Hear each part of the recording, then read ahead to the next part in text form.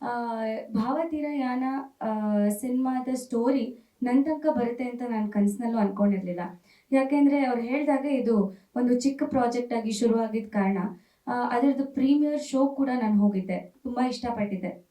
ಆಮೇಲೆ ಒಂದು ಈ ಥರ ಪಾತ್ರ ಇದೆ ಅಂತ ನನ್ಗೆ ಹೇಳಿದಾಗ ನನ್ಗೆ ಈ ಪಾತ್ರನ ನಿಭಾಯಿಸೋಕ್ಕಾಗತ್ತಾ ಅಂತ ನಾನು ಕೇಳಿದೆ. ಬಿಕಾಸ್ ಸಾಕಷ್ಟು ಸೀರಿಯಲ್ಗಳಲ್ಲಿ ಶೋಗಳಲ್ಲಿ ನನ್ನನ್ನು ನೀವು ನೋಡಿರ್ತೀರ, ತುಂಬ ಒಂದು bubbly character, girl next door ಆ ಥರ ಒಂದು ಪಾತ್ರಗಳಲ್ಲೇ ನಾನು ಕಾಣಿಸ್ಕೊಂಡಿರೋದು.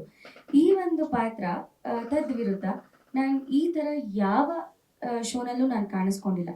ಈ ಪಾತ್ರನ ನಾನು ಮಾಡ್ಬೋದು ಅಂತ ಅವ್ರು ಇಮ್ಯಾಜಿನ್ ಮಾಡ್ಕೊಂಡಿದ್ದೆ ನನಗೆ ಆಶ್ಚರ್ಯ ಅನಿಸ್ತು. ಅವರ ಟ್ಯಾಲೆಂಟ್ ಬಗ್ಗೆ ನನಗೆ ಒಂದು ಸ್ವಲ್ಪನೂ ಅನುಮಾನ ಇರಲಿಲ್ಲ. ಖಂಡಿತ ನಾನು ಮಾಡ್ತೀನಿ ಅಂತ ನಾನು ಒಪ್ಕೊಂಡೆ. ಆ, ಕೇಳ್ಬೋದು, ಸಾಕಷ್ಟು ಜನ ಕೇಳಿದ್ದಾರೆ ಕೂಡ, ನೀವು ಯಾತಕ್ಕೆ ಹೀರೋಯಿನ್ ಅಲ್ಲ ಬಟ್ ಯಾತಕ್ಕೆ ಈ ಪಾತ್ರನ ಮಾಡೋದಕ್ಕೆ ಒಪ್ಕೊಂಡ್ರಿ ಅಂತ. ಬಟ್ ಆ ಪಾತ್ರ ತೂಕ ಆಗಿದೆ ಆ್ಯಂಡ್ ಈ ಸಿನಿಮಾಗೆ ಆ ಪಾತ್ರ ತುಂಬಾ ಮುಖ್ಯವಾದ ಪಾತ್ರ. ಸೊ ಹಾಗಾಗಿ ನನಗೆ ಆ ಕ್ಯಾರೆಕ್ಟರೈಸೇಷನ್ ಆ್ಯಂಡ್ ಅವರ ಡೀಟೇಲಿಂಗ್ ಎಷ್ಟು ಹೋಮ್ವರ್ಕ್ ಮಾಡಿದ್ರು ಅಂದರೆ, ಪ್ರತಿಯೊಂದು ಕಾಸ್ಟ್ಯೂಮ್, ಹೇರ್ ಸ್ಟೈಲ್, ಒಂದು ಇಯರಿಂಗ್ಸ್, ಕೈಗೆ ಏನು ಹಾಕಬೇಕು, ಎಲ್ಲದನ್ನು ತುಂಬಾ ವರ್ಕ್ ಮಾಡಿದರು. ಇದು ಅವರ ಮೊದಲನೇ ಸಿನಿಮಾ ಅಂತ ಅನಿಸ್ಲೇ ಇಲ್ಲ. ಅಷ್ಟು ಪ್ರೊಫೆಷ್ನಲ್ ಆಗಿದ್ರು. ಇದು ನಿಜವಾಗ್ಲೂ ತುಂಬ ಜನ ನೋಡಿ ಕಲಿಬೇಕಾಗಿರುವಂಥ ಒಂದು ವಿಷಯ. ಸೊ ಹಾಗಾಗಿ ನನಗೆ ಮಾಡಲ್ಲ ಅನ್ನೋದಕ್ಕೆ ಯಾವುದೇ ಕಾರಣ ಇರಲಿಲ್ಲ. ಸೊ ಹಾಗಾಗಿ ನಾನು ತುಂಬ ಇಷ್ಟಪಟ್ಟು ಈ ಸಿನಿಮಾ ಮಾಡಿದ್ದು. ಒಂದು ಸ್ನೀಕ್ ಪೀಕ್ ಹಾಕಿದ್ರಲ್ಲ 30 ಸೆಕೆಂಡು, ಅವತ್ತು ನನಗೆ ತುಂಬ ಹೈ ಫೀವರ್ ಇತ್ತು. ತುಂಬ ಜ್ವರದಲ್ಲಿ ನಾನು ಮಾಡಿದ್ದು ಸೀನ್ ಅದು. ಇವಾಗ ನೋಡಿದಾಗ ನಂಗೆ ಅದು ನೆನಪಾಯ್ತು. ಫಿಲಿಮ್ಸ್ ಕಡೆಯಿಂದ ನನ್ನ ಡೆಬ್ಯೂ ಆಗ್ತಿದೆ ಅನ್ನೋದು ನಂಗೆ ತುಂಬ ಖುಷಿ ಇದೆ. ಬಿಕಾಸ್ ಭಾವತೀರಯಾನ ಸಿನಿಮಾ ನನಗೆ it is an emotion. Because ನಾನು 3 ವರ್ಷದಿಂದ ನಾನು ಟ್ರಾವೆಲ್ ಮಾಡ್ಕೊಂಡು ಬಂದಿದ್ದೀನಿ. ಮ್ಯಾಮ್ ಆಗಲಿ ಚಂದನ ಆಗಲಿ ಹೇಳಿದಾಗೆ ಅವರ ಒಂದು ವರ್ಕ್, ನಾವು ಆ್ಯಕ್ಟ್ ಮಾಡಿರೋದು ಏನೇ ಇದ್ರು ಎಲ್ಲೂ ಜಾಸ್ತಿ ಇಲ್ಲ, ಎಲ್ಲೂ ಕಮ್ಮಿ ಇಲ್ಲ. ಬಿಕಾಸ್ ನಾವು ಸೀರಿಯಲ್ ಮಾಡಿರೋದ್ರಿಂದ ಅಲ್ಲಿ ಸ್ವಲ್ಪ ನಾವು ಜಾಸ್ತಿನೇ ಕೆಲವೊಂದು ಎಕ್ಸ್ಪ್ರೆಷನ್ಸ್ ಕೊಡಬೇಕಾಗುತ್ತೆ. ಆದರೆ ಇವರು ನಮ್ಗೆ ಎಷ್ಟು ಚೆನ್ನಾಗಿ ವರ್ಕ್ಶಾಪ್ ಕೊಟ್ಟರು ಅಂದರೆ, ಯಾವುದು ಎಲ್ಲಿ ಕಡಿಮೆ ಮಾಡಬೇಕು ಅನ್ನೋದು ನಮಗೆ ಶಾರ್ಟ್ಗೆ ಹೋದ ತಕ್ಷಣ ಗೊತ್ತಾಗ್ಬಿಡ್ತಿತ್ತು. ನಾವೇ ಜಾಸ್ತಿ ಮಾಡ್ತಿದ್ದೀವಿ, ಇಲ್ಲ ಸ್ವಲ್ಪ ಕಮ್ಮಿ ಮಾಡ್ಕೋಬೇಕು, ಹೇಗೆ ಮಾಡಬೇಕು, ಇದನ್ನ ಇಂಥ ಟೈಮಲ್ಲೇ ಮುಗಿಸ್ಬೇಕು, ಅಷ್ಟೇ ಚೆನ್ನಾಗಿ ಬರುತ್ತೆ ಅಂತ. ಸೊ ತುಂಬ ಚೆನ್ನಾಗಿ ಮಾಡಿದ್ದಾರೆ. ಆ್ಯಂಡ್ ಎಲ್ಲರೂ ಹೇಳ್ಕೊಂಡ್ ಬಂದಾಗ ನಮ್ಮದು ಹೊಸಬ್ರು ತಂಡ, ಹೊಸ ಪ್ರಯತ್ನ. ನಿಮ್ಮ ಒಂದು ಸಪೋರ್ಟ್ ನಮಗೆ ತುಂಬ ಅಂದರೆ ತುಂಬ ಮುಖ್ಯ. ಇನ್ನೇನು 3 ದಿವಸ, ಫೆಬ್ರವರಿ 21 ನಮ್ಮ ಸಿನಿಮಾ ಭಾವತೀರಯಾನ ರಿಲೀಸ್ ಆಗ್ತಿದೆ. ಎಲ್ಲರೂ ರಿಲೀಸ್, ಐ ಮೀನ್ ಎಲ್ಲ ಮಲ್ಟಿಪ್ಲೆಕ್ಸ್ಗಳಲ್ಲಿ ರಿಲೀಸ್ ಆಗ್ತಿದೆ ಅಂತ ಹೇಳ್ತಿದ್ದಾರೆ. ನೀವು ಬಂದು 21ನೇ ತಾರೀಕೆ ಸಾಯಂಕಾಲ ಒರೇನ್ ಮಾಲಲ್ಲಿ ನಾವು ಸೆಲೆಬ್ರಿಟಿ ಶೋ, ಒಂದು ಸ್ಪೆಷಲ್ ಪ್ರೆಸ್ ಮತ್ತು ಸೆಲೆಬ್ರಿಟಿಗೆನೆ ಒಂದು ಶೋ ಅಂತ ಅರೇಂಜ್ ಮಾಡ್ತಾ ಇದ್ದೀವಿ.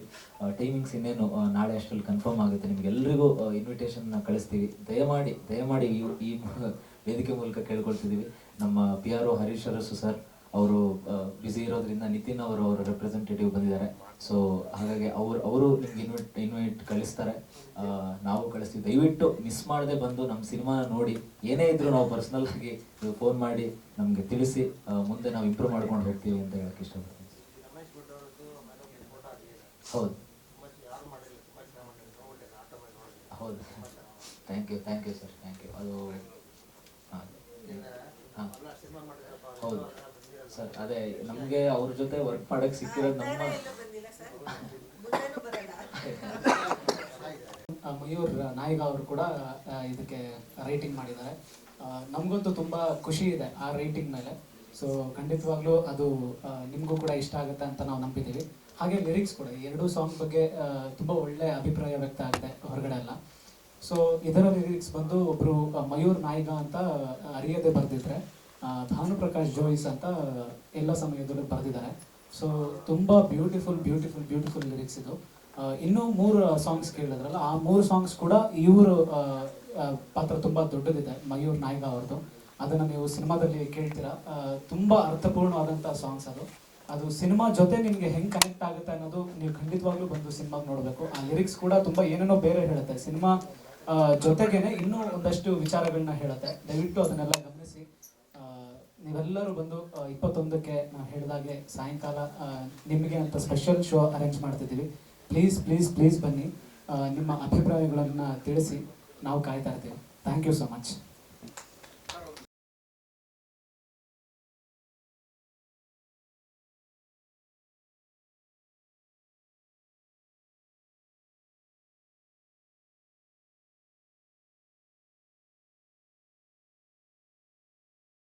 ಇವತ್ತು ಪ್ರೆಸ್ ಮೀಟಿಗೆ ಬಂದಂಥ ಎಲ್ಲ ಮಾಧ್ಯಮ ಮಿತ್ರರಿಗೆ ನಮ್ಮ ಭಾವತೀರಾಯನ ಹಾಗೂ ಆರೋಹ ಫಿಲ್ಮ್ಸ್ ಕಡೆಯಿಂದ ಮೊದಲನೇದಾಗಿ ಧನ್ಯವಾದಗಳನ್ನು ಹೇಳಲಿಕ್ಕೆ ಇಷ್ಟಪಡ್ತಾ ಇದ್ದೇನೆ. ಭಾವತೀರಾಯನ ಇನ್ನೇನು ರಿಲೀಸ್ ನಾಡಿದ್ದು ಶುಕ್ರವಾರ ರಿಲೀಸ್ ಆಗ್ತಾ ಇದೆ. ದಿನಗಳು 2 ದಿನಗಳು ಉಳಿದಿದೆ. ಹೊಸ ತಂಡ ಆಗಿರೋದ್ರಿಂದ ಎಲ್ಲ ಹೊಸ ತಂಡಕ್ಕಿರೋ ಸವಾಲುಗಳು ನಮಗಿದೆ, ಸ್ವಲ್ಪ ಜಾಸ್ತಿನೇ ಇದೆ ಅಂತ ಹೇಳ್ಬೋದು. ಹಾಗಾಗಿ ಈ ಒಂದು ತುರ್ತು ಪ್ರೆಸ್ ಮೀಟ್ನ ಇವತ್ತು ಕರೆದಿದ್ದೀವಿ. ನೀವು ಜನಗಳಿಗೆ ಮತ್ತು ನಮ್ಮ ನಡುವೆ ಬ್ರಿಡ್ಜ್ ಆಗಿ ಸೇತುವೆಯಾಗಿ ಕೆಲಸ ಮಾಡೋದ್ರಿಂದ ಒಂದಷ್ಟು ವಿಚಾರಗಳನ್ನು ಜನರಿಗೆ ತಲುಪಿಸೋ ಕೆಲಸದಲ್ಲಿ ನಿಮ್ಮ ಪಾತ್ರ ಬಹಳ ಮುಖ್ಯ ಇರುತ್ತೆ. ಸೊ ನಿಮಗೆ ವಿಚಾರಗಳನ್ನು ತಿಳಿಸಿದ್ರೆ ಅದು ಜನಗಳಿಗೆ ಹೋಗುತ್ತೆ ಅನ್ನೋ ಒಂದು ನಿಟ್ಟಿನಲ್ಲಿ ಇವತ್ತು ನಾವು ಪ್ರೆಸ್ ಮೀಟ್ ಕರೆದಿದ್ದೀವಿ. ಭಾವತೀರಯಾನ ನಾವು ತುಂಬ ಒಂದು 2-3 ವರ್ಷಗಳ ಕಠಿಣ ಪರಿಶ್ರಮದಿಂದ ಒಂದು ಸಣ್ಣ ಒಂದು ಪ್ರಾಜೆಕ್ಟ್ ಆಗಿ ಮಾಡಬೇಕಾಗಿ ಹೊರಟಿರೋ ವಿಚಾರನ ನಾವು ಇವತ್ತು ಒಂದು ಸಿನಿಮಾ ಆಗಿ ಮಾಡೋ ಥರ ಎಲ್ಲ ನಮ್ಮ ತಂಡ ಹಾಗೂ ನಮ್ಮ ಎಲ್ಲ ಸಪೋರ್ಟರ್ಸ್ ಸಹಾಯದಿಂದ ಇವತ್ತು ಇಲ್ಲಿ ನಾಡಿದ್ದು ರಿಲೀಸ್ವರೆಗೂ ಬಂದು ನಿಂತಿದ್ದೀವಿ. ನಮ್ಮ ಸಿನಿಮಾದ ಬಗ್ಗೆ ಹೇಳಬೇಕು ಅಂತಂದರೆ ಒಂದು ಲವ್ ಸ್ಟೋರಿ ಆದರೂ ಕೂಡ ಇಲ್ಲಿವರೆಗೆ ಕನ್ನಡದಲ್ಲಿ ಬರದೇ ಇರುವಂಥ ಒಂದು ಲವ್ ಸ್ಟೋರಿಯನ್ನು ನಾವು ತೋರ್ಸೋಕ್ಕೆ ಪ್ರಯತ್ನವನ್ನು ಪಟ್ಟಿದ್ದೀವಿ. ಅಂದರೆ ಲವ್ ಸ್ಟೋರಿ ಅಂದರೆ ಒಂದಷ್ಟು ಕ್ಲೈಮ್ಯಾಕ್ಸ್ಗಳು, ಒಂದು ಕಾಮನ್ ಕ್ಲೈಮ್ಯಾಕ್ಸ್ಗಳಿರುತ್ತೆ. ಏನೇ ಇದ್ರೂ ಕೊನೆ ಎಂಡ್ ಒಂದು ಎಲ್ಲರೂ ಒಂದಷ್ಟು ಸಿನಿಮಾಗಳಲ್ಲಿ ನಾವು ನೋಡಿದ ಅಂತ ಎಂಡಿಂಗೇ ಇರುತ್ತೆ. ಯಾಕಂದರೆ ಒಂದು ಪ್ರೀತಿ ಅನ್ನೋ ವಿಚಾರನೇ ಹಾಗೆ. ಅದು ಯಾವುದೇ ಪ್ರೀತಿ ಆಗಿರ್ಬೋದು, ತಾಯಿ ಮಗ ಪ್ರೀತಿ ಆಗಿರ್ಬೋದು, ತಂದೆ ತಾಯಿ ಅಥವಾ ಹುಡುಗ ಹುಡುಗಿ ಯಾವುದೇ ಪ್ರೀತಿ ಆಗಿದ್ರೂ ಒಂದಷ್ಟು ಬೇಸಿಕ್ ವಿಚಾರಗಳು ಹಾಗೆ ಇರುತ್ತೆ. ಅದನ್ನೆಲ್ಲ ಇಟ್ಕೊಂಡು ಇನ್ನೇನು ಹೊಸದಾಗಿ ಏನಾದ್ರು ಮಾಡ್ಬೋದಾ ಅಂತ ನಾವು ಯೋಚನೆ ಮಾಡಿದಾಗ ನಮ್ಗೆ ಯಾವಾಗ ಆ ಕತೆ ನಮಗೆ ಪರ್ಸ್ನಲಿ ಇಷ್ಟ ಆಯಿತು, ಅದನ್ನು ಒಂದು ಹೊಸ ರೀತಿಯಲ್ಲಿ ಹೇಳ್ಬೋದು ಅನ್ನೋದು ನಮ್ಗೆ ಯಾವಾಗ ಕಾನ್ಫಿಡೆನ್ಸ್ ಬಂತು, ಅದನ್ನು ನಾವು ಸಿನಿಮಾ ಮಾಡೋಕ್ಕೆ ಹೊರಟ್ವಿ. ಸೊ ಪ್ರೀತಿಯ ಒಂದು ಹೊಸ ಆಯಾಮನ ಈ ಚಿತ್ರದಲ್ಲಿ ನಾವು ತೋರ್ಸೋಕ್ಕೆ ಹೊರಟಿದ್ದೀವಿ. ಅದು ತುಂಬ ಮುಂಚೆಯಿಂದನೂ ಅದು ಚಾಲ್ತಿಯಲ್ಲಿ ಇದ್ರೂ ಇವತ್ತಿನ ಈ ಜನ್ರೇಷನಲ್ಲಿ ಅದು ಮರೆತು ಹೋಗ್ತಾ ಇದೆ. ಆ ಒಂದು ವಿಚಾರನ, ಆ ಒಂದು ಡೆಪ್ತ್, ಪ್ರೀತಿಯ ಒಂದು ಆಳನ ಏನಿದೆ ಅದನ್ನು ಎಲ್ಲ ಜನಕ್ಕೂ ತಲುಪೋ ರೀತಿಯಲ್ಲಿ ವಿತ್ ಎಂಟರ್ಟೈನ್ಮೆಂಟ್, ಸುಮ್ಮನೆ ಏನೋ ಒಂದು ಪ್ರೀತಿಯಾಗಿ ಏನೋ ಒಂದು ಕಾವ್ಯಾತ್ಮಕವಾಗಿ ಇದ್ರೂ ಕೂಡ ಅದರಲ್ಲೂ ಜೊತೆಗೆ ಫನ್ ಎಂಟರ್ಟೈನ್ಮೆಂಟ್ ಜೊತೆಗೆ ಅದನ್ನು ಹೇಳೋ ಪ್ರಯತ್ನನ ನಾವು ಈ ಸಿನಿಮಾದಲ್ಲಿ ಮಾಡಿದ್ದೀವಿ. ಆವಾಗಲೇ ಹೇಳಿದಾಗ 21ನೇ ತಾರೀಕು ರಿಲೀಸ್ ಇದೆ. ತುಂಬ ಸಣ್ಣ ವಯಸ್ಸಿಂದ ತುಂಬ ವಯಸ್ಸಾದವರೆಗೂ ಎಲ್ಲರೂ ನೋಡ್ಬೋದಂಥ ಸಿನಿಮಾ. ಫ್ಯಾಮಿಲಿ ಎಲ್ಲ ಜೊತೆಲಿ ಕೂತ್ಕೊಂಡು ಒಂದು ಪಕ್ಕ ಫ್ಯಾಮಿಲಿ ಸ್ಟೋರಿ. ಅಂದರೆ ಇತ್ತೀಚೆಗೆ ನಾವು ಒಂದಷ್ಟು ಜನರ ಹತ್ರ ಮಾತಾಡಿದಾಗ ಒಂದು ಫ್ಯಾಮಿಲಿ ಕಥೆಗಳು ಬರ್ತಾ ಇಲ್ಲ, ನಾವು ಥಿಯೇಟ್ರಿಗೆಲ್ಲ ಫ್ಯಾಮಿಲಿ ಜೊತೆ ಹೋಗಕ್ಕೆ ಆಗ್ತಾ ಇಲ್ಲ ಅನ್ನೋ ಮಾತುಗಳು ತುಂಬ ಕೇಳಿ ಬರ್ತಾ ಇದೆ. ಟ್ರೆಂಡ್ ಆಗಿದೆ.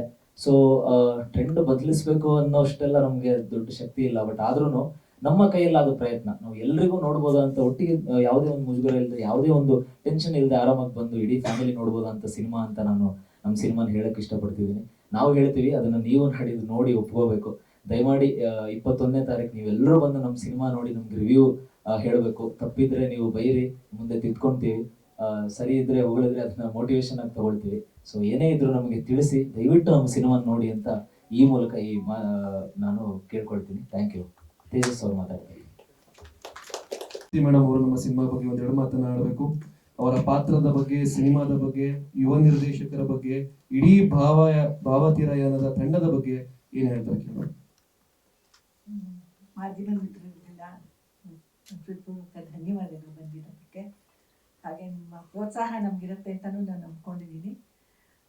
ಚಿತ್ರ ತಂಡದ ಬಗ್ಗೆ ಹೇಳಬೇಕು ಅಂತಂದರೆ, ಮೊದಲನೇದಾಗಿ ನಮ್ಮ ತೇಜಸ್ ಆ್ಯಂಡ್ ಮಯೂರ್ ತುಂಬ ಜಾಣರು. ಆಮೇಲೆ ತುಂಬ ಒಳ್ಳೆ ಹೋಮ್ವರ್ಕ್ ಮಾಡ್ಕೊಂಡಿದ್ದಾರೆ.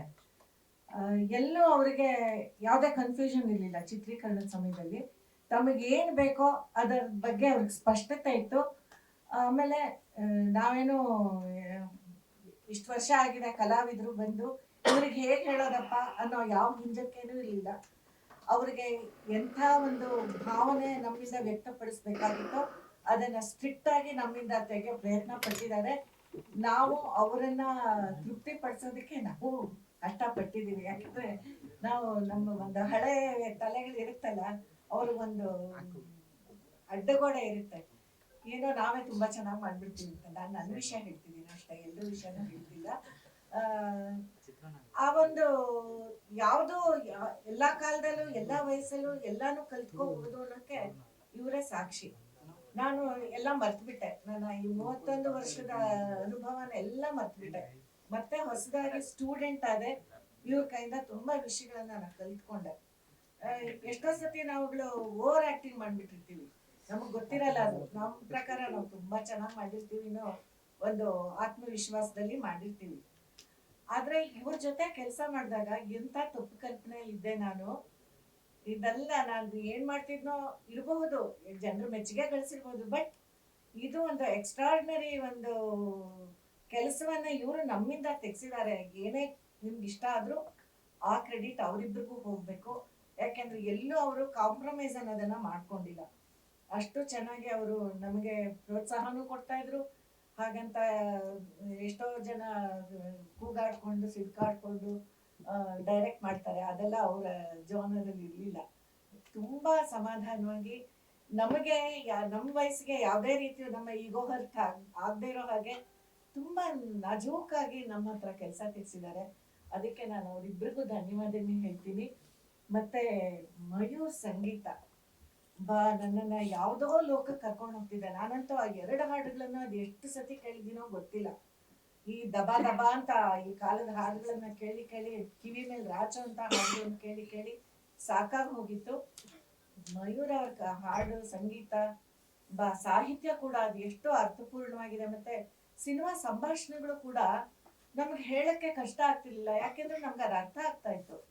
ನಮಗೆ ಕನ್ವಿನ್ಸ್ ಆಗದೆ ನಾವು ಅದನ್ನ ಆಡಿಯನ್ಸ್ಗೆ ಕನ್ವೆ ಮಾಡಕ್ ಆಗೋದಿಲ್ಲ. ಹಾಗಾಗಿ ಈ ಸಂಭಾಷಣೆಗಳು ಹೇಗಿತ್ತು ಅಂತಂದ್ರೆ ಸಹಜವಾಗೇ ಇದೆ.